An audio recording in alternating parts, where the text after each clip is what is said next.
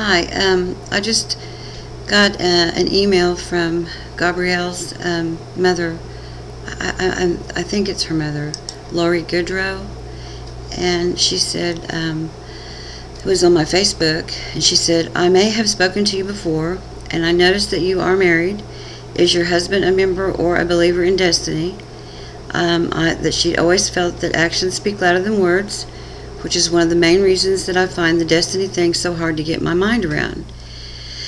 She said, also, I might add that in your profile, under religion, you have something very distasteful, and can you not respect someone who does believe in Jesus and belongs to an organized religion? By the way, in what constructive ways are you and those who proclaim destiny helping others or making their others' lives better, I guess? And she said, thanks for your time, Kathy. So this is my response to Lori. And really, it's really cool to hear from you, Lori. I really appreciate it. And I respect and appreciate, Gabrielle very much. And so I wanted to personally make this and this video. And I'm going to try to make it short so I don't have to do two. But my husband and I, I'm 51, he's 55. We are both members of Destiny Universe, and we have been for almost 3 years. And, in the past almost 3 years, we've been applying ourselves within the Destiny principles of self-forgiveness and within self-honesty, where basically when I say that, what I mean is, it's about a process of writing down memories, and emotions and feelings and reactions that come up within you, and it's about writing that down and then looking at it and applying self-forgiveness within that, as in, I forgive myself that I've accepted and allowed myself to be angry with my biological father for not spending time with me and taking the time to get to know me. And this is the sort of thing that I've been personally doing, and my husband has too, but I'm going to speak just for myself. Within this time frame, within these moments of the past 2.5 to 3 years, I have personally overcome. I was addicted really bad to pain medications, and I had been for a long, long time. And through this process of self-forgiveness and self-honesty, looking within myself at why was I wanting to take these medications, I was able to stop them. And I not only stopped taking them, I stopped the urge to want to take them.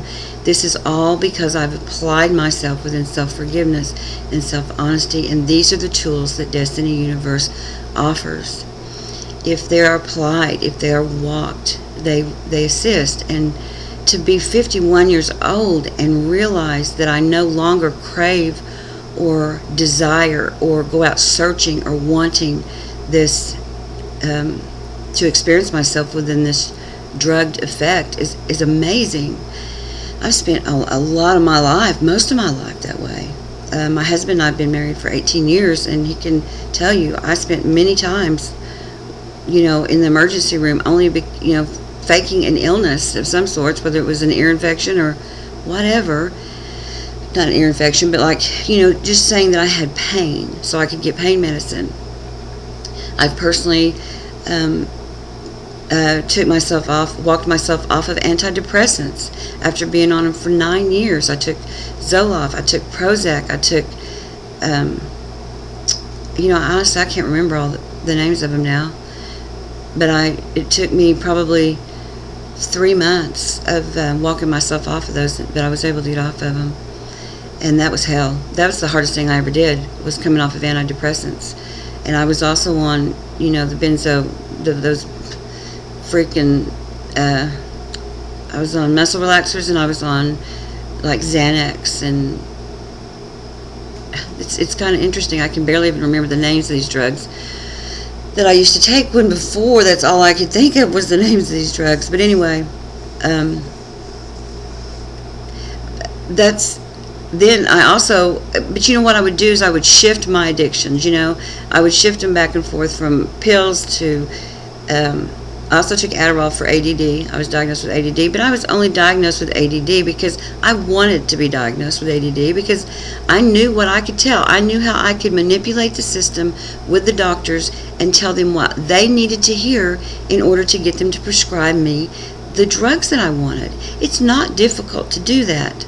And I spent a lot of time doing that, and it's really messed up that I did, but I did. And I was able to overcome this through the process of walking myself through self-forgiveness and writing these points out, and the memories associated with my biological father and my stepfather. And I'm still doing this. This is an ongoing moment-by-moment process.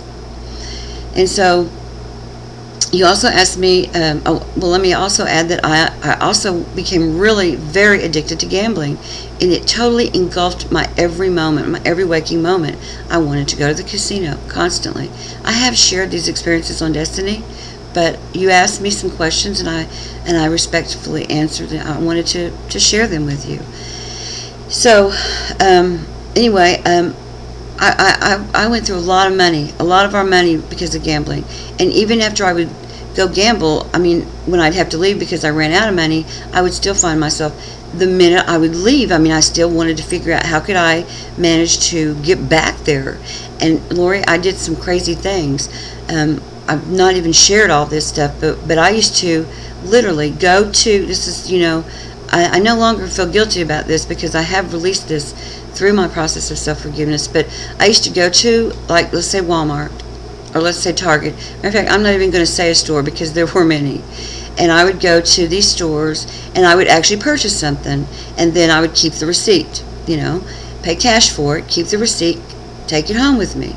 Then I would, when I would get to a point where I didn't have any more money to gamble with, I would go back to the stores, and I would, because before, what I would do is I'd purchase an expensive item, and I also made sure it was a small item, you know, a small expensive item.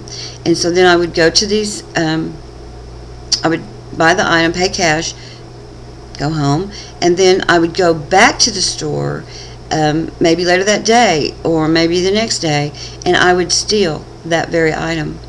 I would steal it because it was worth some money, and I still had my receipt, and I wanted the money back, but I wanted to keep the item, of course. It was kind of crazy. Maybe it doesn't make sense, but at the time, it made sense to me at the time because I was engulfed within the addiction. And so what I'd do is I would steal it. I'd put it in my purse, and the way I would do that, the way I would steal it, I became very good at it. And again, I haven't shared this, but I've been releasing the guilt of it, so I haven't really shared it yet, and this is my first time in sharing. But what I would do is I would, you know, I'd have my grocery cart, and I'd be walking around through the store, and you know those big poster boards that you could buy that are like really big. Well, I would have my purse sitting in the top part of the grocery cart, and then I would take this poster board and put in the front part of the cart, but it would kind of wrap around towards, like, over my purse, so I kind of hid my purse area. And then I was able to, with that poster board, able to take the item and somehow slip it into my purse, and people, you know, the cameras in the store wouldn't be able to actually see me putting the item in my purse because it would be covered with this poster board. And so that's what I would do, and then I would manage to get out of the store with it, and then I would get in the car, and I would have my receipt from the previous time of purchasing the item, and I would go to another store, take the receipt, take the item, go in and get my money back. Then what would I do? I would go gamble with that money. And there was times when I literally was at a casino for 2 to 3 hours, and a couple of times won a $1,200 jackpot and a $1,500 jackpot in a matter of probably 4 hours in the same day, same morning. I spent hours there, and guess what? Many times still walked out of there with nothing. So I was completely engulfed within this addiction, and it took me, well, I mean, walking through forgiveness, and it took me probably, I say I haven't gambled now in probably 9 months, and I have no desire. It doesn't even cross, I don't even think about it. And this was something that consumed me. One time I went to a casino and I had like $75 on me, and I had just found out that day that my grandson had drowned. I mean, he didn't die.